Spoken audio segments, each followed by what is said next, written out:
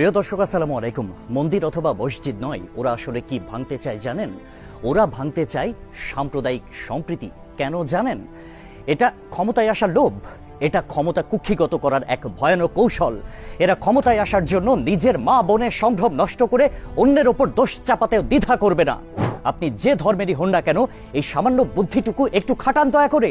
ওরা সব সময় আমার, আপনার ও দেশের শত্রু। ওদের যে কোনো মূল্যেই রুখতে হবে। ওরা কারা এটাও অত্যন্ত পরিষ্কার সবার কাছে। একটু খেয়াল করে দেখুন, যেসব বাড়িঘরে আগুন দেয়া হয়েছে তারা সরাসরি ক্ষতিগ্রস্ত হলেও পরোক্ষভাবে আমরা সবাই আক্রান্ত বোধ করেছি। গুম, অপহরণের পর নতুন এক সারি ঘটনার ধাক্কা চলছে জাতীয় জীবনে। নিখাদ এই অন্যায় দেশের ওপর ভয়ের চাদর বিছাচ্ছে। তবে এটুকু অন্তত বোঝার চেষ্টা করুন, এই আগুন কিন্তু হঠাৎ করে জ্বলে ওঠেনি। সময় নিয়ে পরিকল্পনা করে খুব গোছানো পদ্ধতিতে মোক্ষম সময়ে এইসব আগুন লাগানো হচ্ছে। বিগত কয়েকদিনে মানুষকে উস্কে দিতে যারা এই কাজগুলো করেছেন তারা অজ্ঞাত পরিচয় কেউ নয়।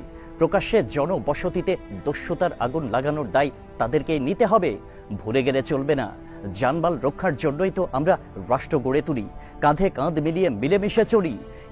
কিন্তু রাষ্ট্রের এই ভিত্তি ভেঙে চুড়ে দিতেই কেউ বন্ধু দেশে গিয়ে মায়া কান্না জুড়েছে, কেউ আবার নাশকতার নীল নকশা আঁকছে।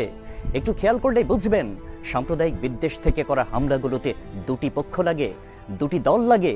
কিন্তু এখানে দেখা যাচ্ছে বিচ্ছিন্ন এইসব হামলা বা হামলাকারীদের ওপর কারো কোনো সমর্থন নেই। বাংলাদেশের সাম্প্রতিক গোষ্ঠীগত হামলার আরেকটি চরিত্র খুব নজর কাড়ে। প্রায় সব ঘটনাতেই হামলা চালাচ্ছে দুষ্কৃতিকারীরা। সবখানে একই চিত্র, একই নকশা। এই দুষ্কৃতিকারীদের কিছু আছে ভাড়াটে, কিছু আবার অতি উৎসাহী, যারা মিথ্যা গুজব রটাতে ওস্তাদ। এই কথাগুলো এত আত্মবিশ্বাসের সাথে বলতে পারছি কারণ একটু লক্ষ্য করলেই দেখবেন প্রতিটি ঘটনায় স্থানীয় মুসলমান প্রতিবেশীদের দেখা গেছে হয় রক্ষাকারী নয়তো আশ্রয়দানকারীর ভূমিকায়। তাহলে হামলা আসলে করেছে কারা? এটা কি আর আড়াল করে ঢেকে রাখা যায়? হিন্দু মুসলিম যে ধর্মেরই হই না কেন, কঠিন একটা সময় পার করছি আমরা। তবে আমার বিশ্বাস সেটা খুবই সাময়িক।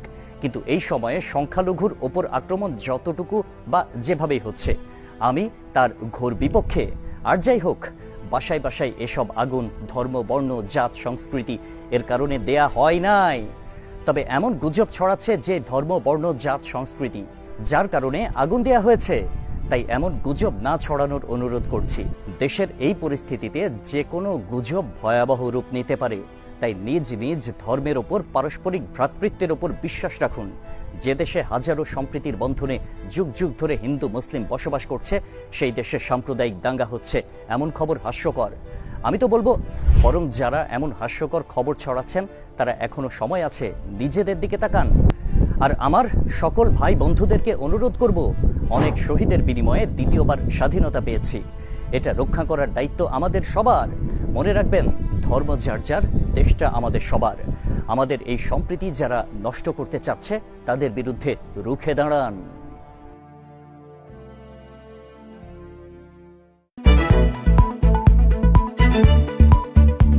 দৈনিক যায় যায় বেলা, সত্যের সন্ধানে সারাক্ষণ।